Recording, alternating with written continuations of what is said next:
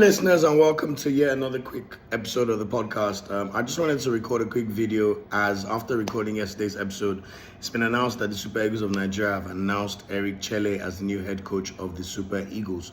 So I just wanted to do a real quick recap and rundown of who Eric Chelle is and what we can expect from his appointment. So Eric Chelle is a 47-year-old or 49-year-old Malian. He was born in the Ivory Coast, but he represented Mali. He got 5 caps between 2004 and 2006. He's a player who he had a French father and a Malian mother. But interesting to see that he played for Mali despite being born in the Ivory Coast, similar to his Bissouma. What do we know? His playing career was pretty much based in France, in Ligue 1 and Ligue 2 primarily. He played for Lens, Valenciennes, Istres, Martigues, and Camoes Niortes. And at international level, as I said, he represented Mali 5 times and made 5 caps for the country. In terms of his managerial record, it has to be said that majority of it initially started in the lower leagues in France. You know, GS Consulat, FC Martigues, and also Boulogne up until 11th of December 2021. So that's between League 2 and the Championnat, which is the 3rd division in France. His big break initially came when he was appointed as the head coach of the Mali national team on the 6th of May 2022, which is a position that he held for just over 2 years until he was dismissed just after the first 2 World Cup qualifiers that Mali played. His most recent gig, he was the manager of 1st Division Algerian side MC Oran, although he had been yet to play any games. But it must be said that right up until June 2024, one of my colleagues or people I consider a friend, OJB, reported that the NFF were looking to appoint Eric Chelle, which was initially scoffed at or looked at as, oh, what's going on here? Now, the honest truth about Eric Chelle is, it must be said that at least when you look at his Mali record alone, because we're talking about international football and West African football, which we know Mali could be considered our peers. Look, Mali have been producing talent at a level that a lot of other countries cannot compare or compete with. When you look at their squad and the caliber of players they have in their team, obviously they're helped by the academies which they have in Mali, in Bamako, which help in terms of nurturing talent with a lot of their players playing in Ligue 1 and also the Bundesliga at the moment. Yes, you have stars like Bissouma playing in the Premier League, but this is a squad that's really based with talents from Ligue 1 and the Bundesliga, but Ligue 1 primarily. Now, in 22 games for the Mali national team, Eric Chelle won 14 games and drew 5 games and only lost 3 games. That's a winning percentage of 63.64%. Now, whether it's Pesero, whether it's Eguavon or Finidi, none of them had a winning percentage or record this high. So I really need Nigerians to stop this snobbish nature. I already saw some posts from so-called prominent commentators almost looking down, how could Nigeria hire a Malian? Look, based on what he did for Mali, there's no doubt that he deserves at least a chance compared to who we have in the chamber. Whether you like it or not, that's just the facts. In fact, to run down on some of his recent results, because I know some of you don't even watch Nigerian friendlies, he was even responsible for the Mali team that beat Nigeria in a friendly game last summer, 2-0. He was the coach when they beat us 2-0. And we're lamenting about the style of play from Eguavon. Guess who was the coach? Eric Chelle.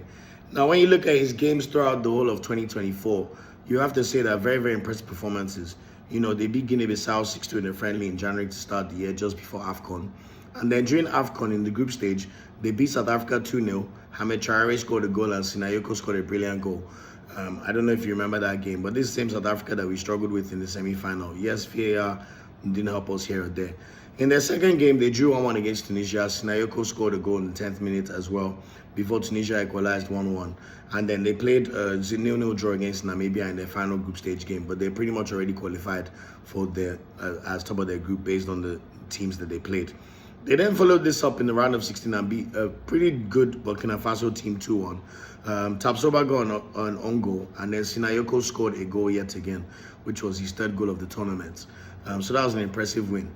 Now, we've all seen the famous memes and jokes of Eric Chelle, which of course occurred from the quarter-final game when Mali played the host Ivory Coast, who were on a bit of a remontada of their own after they just beaten Senegal and changed their manager halfway through the tournament. Now, Mali went up in this game in the 71st minute through an absolute screamer and were on course to win this game until Simon Adingra scored a last-minute equalizer in the 90th minute. As if that was not tough enough to take, Diakite now scored a last-minute goal in literally the final second of extra time to put Ivory Coast into the semi-final, and we all know what then happened after that. Now, whether you like it or not, if you've coached your team and you're on course for victory and you've just outplayed the hosts again and played very well, and then all of a sudden you concede a last-minute goal in regulation time and last-minute goal in extra time, I think you've earned the right to pour water on your head. However funny that is, or however funny it looks, I think that's pretty fair. And you know, he probably was just discombobulated, like, what's going on here, man? Like, we're literally on the verge of victory and we're looking like the better team here, you know. So I think we should just take into context what happened in that particular situation, you know. But nevertheless, they then bowed out of the tournament. Now, in friendly games in March, they then played Mali, beat Mali 2-0, and followed that up by beating Nigeria 2-0 in Marrakesh, courtesy of goals from Doumbia and Toure. Now, if you remember that game, I think it was one of the games where Finidi was in interim charge and was absolutely useless. They beat the shit out of Nigeria. So stop all this higher than thou horse, so Nigeria cannot hire Eric Chelle. Look, maybe based on merit and what the NFF can afford, this is who they can afford, I don't know. And we know the kind of problems they have with paying coaches. But if we're being objective about this guy based on his gameplay and what he showed in his tenure as Mali manager, considering their talent is not even up to that of Nigeria, he exceeded expectations. You know, he was 1 second away from qualifying for the semi-final of the AFCON in Ivory Coast, beating the hosts. So please just temper your expectations, all I'll say. But there's no part of me that's thinking it's a bad appointment. Let's see how he gets on.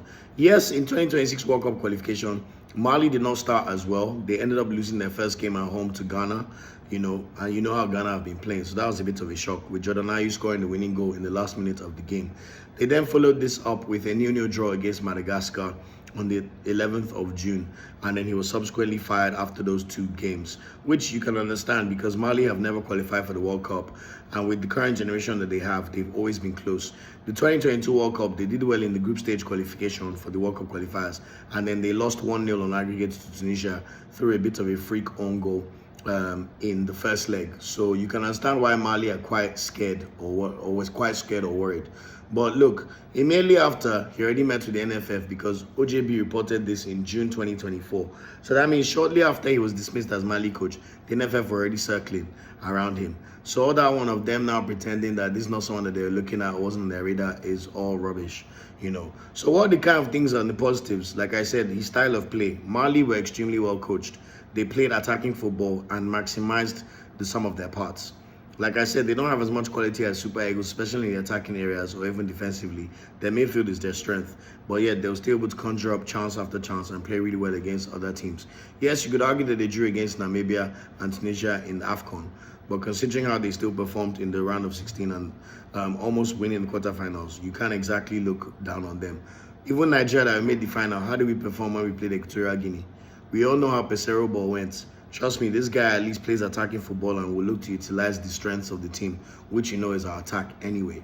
Yes, Ola and Co are now playing well, which means our defense looks good, but the Super Eagles' strength squad-wise is still its attack and wingers. So it must be said that Nigeria is the biggest job of his career so far. You know, him getting an opportunity like this was probably not something that he had on his radar, but I'm quite intrigued to see how he performs, considering how he did for Mali. What his objectives for the Super Eagles is very, very simple. Qualify for the World Cup.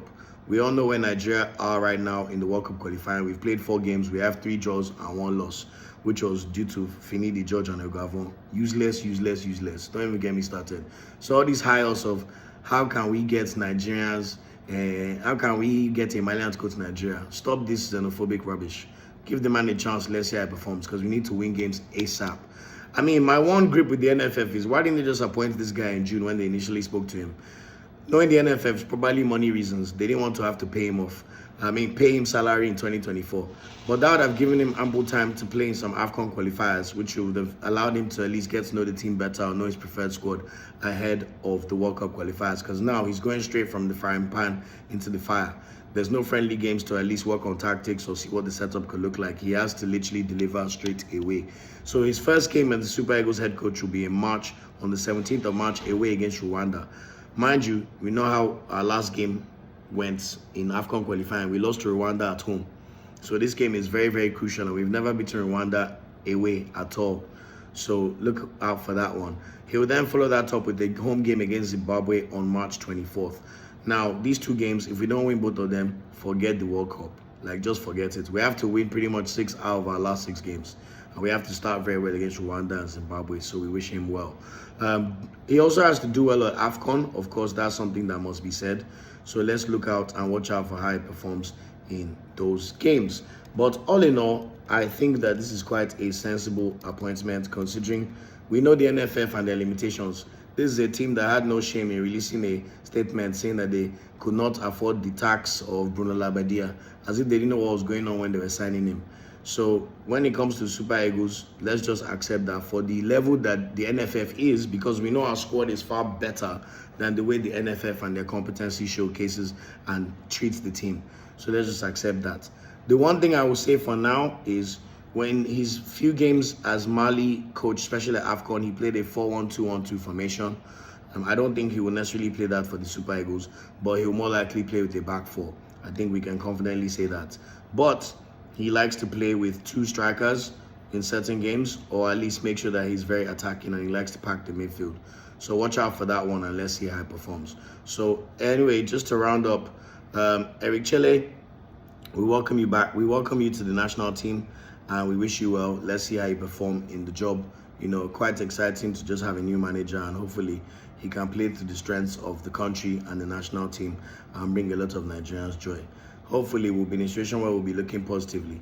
You know, he's played 4-3-1-2s as well, but that's because, like I said, this team has a whole lot more of midfielders. Those are their strengths. When you look at Koulibaly, Samaseko, Yus Bissouma, Amadou Haidara, you know, it's all about their midfield. And yes, they have Sinayoko as their striker, but it'll be interesting to see how he sets up with the Super Eagles, knowing our strength in attack. So watch out for that one. We welcome you to the Super Eagles, Eric Chelle, and let's see how you can perform for the Super Eagles. We shall see you in March, and take care. Ciao, ciao. Thanks for watching this video. Please like, share, subscribe, and click the bell to get a notification whenever we drop a video. You can also find our social media channels listed below. And of course, up Super Eagles and Nigerian, they ever carry last.